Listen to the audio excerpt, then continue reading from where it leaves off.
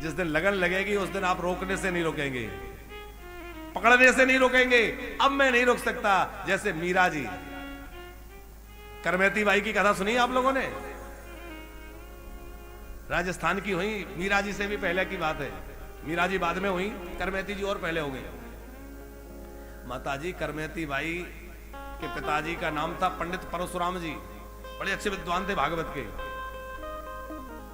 राजपुरोहित थे, राजा को कथा सुनाते थे, लोगों को कथा सुनाते थे। छोटी बिटिया साथ जाती तो वो कथा सुनती तो उसके मन में बिहारी जी के प्रति, वृंदावन के प्रति भाव जाग गया। वृंदावन जाना है मुझे तो। अब घर वालों ने शादी ब्याह कर दिया। राजस्थान में छोटी उम्र में विवाह हो ही जाता है, पहले हो जाता था। अब वो छोटी उम्र में विवाह हो गया, गोना बाद में होता था, विदाई। तो अब थोड़ी बड़ी हो गई तो गोना होने जा रहा था, मेहमान लेने आए थे।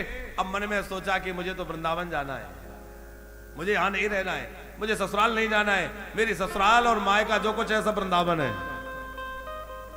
तो रात्रि में सब सोए हुए थे, उठ करके और वृंदावन के लिए निकल पड़ी।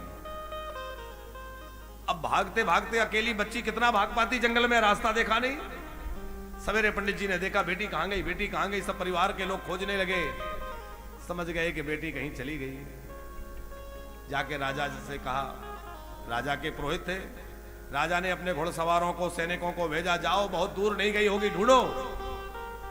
और घुड़सवारों को आते सुना, घोड़ों की टाप सुनी कि घोड़े आ रहे हैं, घुड़सवार मुझे ढूंढने आ रहे हैं। छुपने के लिए कोई स्थान नहीं दिखा।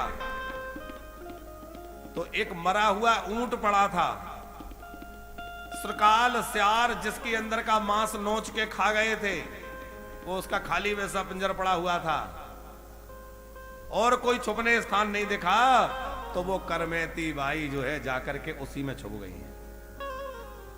अब आप कल्पना करिए, मरे हुए पशु में से कैसी दुर्गंध आती है। कहीं मरा हुआ पशु पड़ा हो, निकलना पड़ जाए तो कितनी मुश्किल हो जाती है। उस मरे हुए ऊंट से कैसी दुर्गंध आ रही होगी। लेकिन करमेती बाई ने सोचा कि ये दुर्गंध संसार की दुर्गंध से अच्छी है, मैं इस दुर्गंध को सह लूंगी, लेकिन संसार के दुर्गंध से बच जाऊंगी। मुझे तो वृंदावन जाना है। 3 दिन 3 रात्रि तक लोग ढूंढते रहे और वो छुपी नहीं। अच्छा, उस ऊंट के पास तो सैनिक रुके भी नहीं, वहां बदबू इतनी दुर्गंध इतनी आ रही थी, तो वहां सोचा भागो आगे। जब सब शांत हो गए, सब लौट के हताश हो गए, तो किसी तरह वहां से निकल के भागी और वृंदावन आ गई। ये कथा हमने बीच में इसलिए सुनाई कि जिसके अंदर लगन लग जाती है ना, फिर उसको कुछ नहीं दिखता, ना ठंडी दिखती, ना गर्मी दिखती, ना बीमारी दिखती, ना कुछ दिखता।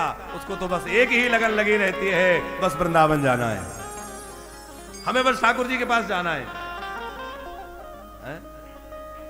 धन्य है वो लोग जो भगवान की ओर बढ़ जाते हैं। हम सब बानर अति बड़ा भाग